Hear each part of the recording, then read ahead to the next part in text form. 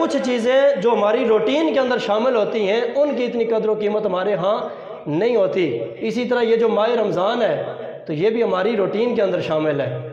یہ محرم کا مہینہ ختم ہوا، سفر شروع ہو گیا، سفر کا مہینہ ختم ہوا، ربیع الاول شروع ہو گیا، ربیع الاول ختم ہوا، ربیع ثانی شروع ہو گیا، ربیع ثانی ختم ہوا، جمادی الاول شروع ہو گیا، جمادی الاول ختم ہوا، جمادی ثانی شروع ہو گیا، جمادی ثانی ختم ہوا، رجب شروع ہو گیا، رجب ختم ہوا، شعبان شروع ہو گیا، شعبان ختم ہوا تو رمضان آ گیا۔ اب یہ ہر سال یہ مہینوں کا دنوں کا سلسلہ آٹومیٹک چلتا رہتا ہے، کوئی رمضان کو کھینچ کے نہیں لاتا یا کسی جدوجہد یا محنت کے بعد یہ رمضان نہیں ملتا۔ یہ دنوں کا، مہینوں کا، یہ سالوں کا سلسلہ آٹومیٹک چلتا رہتا ہے، ہماری کوئی محنت، کوئی جدوجہد اس میں شامل نہیں ہوتی ہے۔ اور ویسے بھی جو چیز بغیر محنت کے، بغیر جدوجہد کے ملے اس کی اتنی قدر و قیمت نہیں ہوتی ہے۔ تو اس لیے ہم بھی رمضان کو بڑا معمولی سا لیتے ہیں، ہم سمجھتے ہیں جس طرح باقی مہینے آتے اور جاتے ہیں یہ رمضان بھی ایسے ہی آتا اور جاتا ہے۔ لیکن یاد رکھنا کہ رمضان مبارک کا مہینہ عام مہینوں جیسا نہیں ہے، بلکہ یہ رمضان کا مہینہ وہ ہے جسے اللہ رب العالمین نے بڑی عظمت اور شان عطا فرمائی ہے۔ یار اس مہینے کی عظمت اور شان کا عالم کیا ہوگا کہ جس مہینے کی عظمتیں یا خود رب بیان فرماتا ہے، رب کا سونا محبوب بیان فرماتا ہے۔ خالق کائنات جل شانہ نے قرآن مجید برہان رشید کے اندر رمضان مبارک کی عظمتوں کو اجاگر کرتے ہوئے فرمایا شہر رمضان الذی انزل فیہ القرآن۔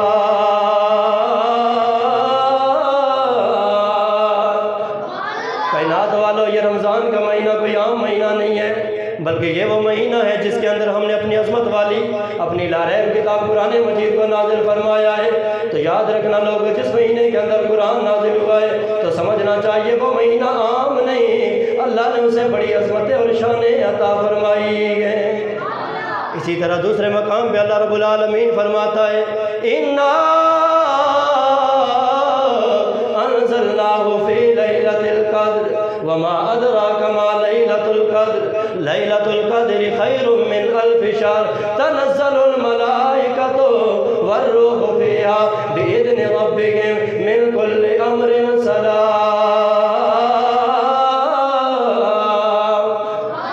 رب العالمین فرماتا ہے کائنات والو، اس ماہ رمضان کو معمولی نہ سمجھنا، اس کو عام نہ سمجھنا۔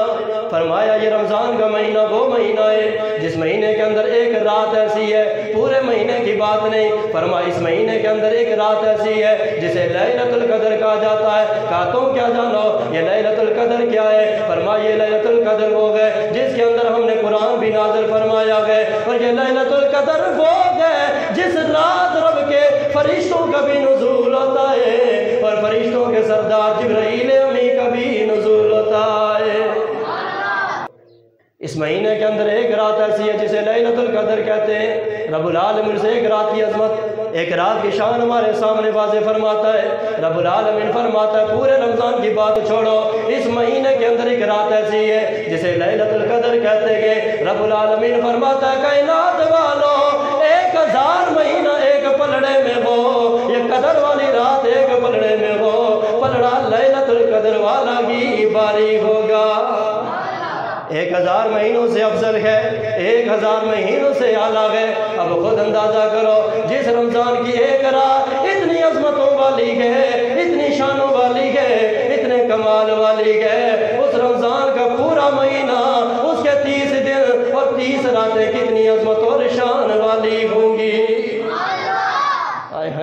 اسی طرح میرے آقا حضور سرکار مدینہ صلی اللہ علیہ وسلم نے اپنے صحابہ کو جمع فرما کے فرمایا ہو میرے صحابہ، تم جانتے ہو اب وہ مہینہ آنے والا ہے، اس مہینے کا آغاز ہونے والا ہے جو مہینہ عظمت والا بھی ہے، جو برکت والا بھی ہے۔ اور کائنات والو، او میرے یارو، اب وہ مہینہ آنے والا ہے جس مہینے کے اندر اللہ اپنے بندوں پر بڑا مہربان ہوتا ہے۔ فرمایا اس مہینے کے اندر اللہ اپنے بندوں پر، اب خود اندازہ کرو کہ جس کی عظمت رب بیان کرے، جس مہینے کی شان آقا حضور زبان مصطفیٰ سے، زبان رسالت سے بیان کریں، اس مہینے کی عظمت اور شان کا عالم کیا ہوگا۔